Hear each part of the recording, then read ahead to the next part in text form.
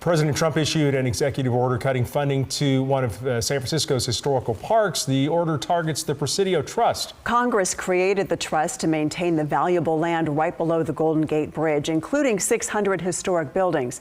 KCRA 3's Ryan Curry shows us what this could mean for the Presidio National Park and why some are accusing the president of overstepping his authority. The future of the Presidio coming into question after recent orders from the Trump administration. This park is regarded as one of the nicest places in all of San Francisco, but the White House says it wants to eliminate the trust that funds this park. According to the White House, this is all part of an effort to minimize, quote, government waste and abuse. According to the trust's fiscal budget, they had a $46 million surplus this year. The trust was created by Congress in 1996, spearheaded by Speaker Emeritus Nancy Pelosi. The trust is responsible for maintaining and leasing the 1,500-acre section of land. It's not just a park, there are businesses and homes on this land.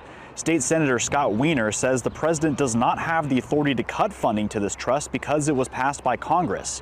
He expects the state and Democrats in Washington to push back. He doesn't have the authority to do this. I'm confident that this will be challenged in court. I can't speak to the exact timing or structure of that challenge, but he doesn't have the authority to do this, and we're not going to let him get away with it. I walk here every day, probably 5 miles a day, throughout all the different trails. I haven't been on all of them, but through the trails and on the pavement, it's fabulous. It's fabulous. In a statement, the former House Speaker said the Presidio Trust is statutory and it has been protected from assaults over time by its statutory strength.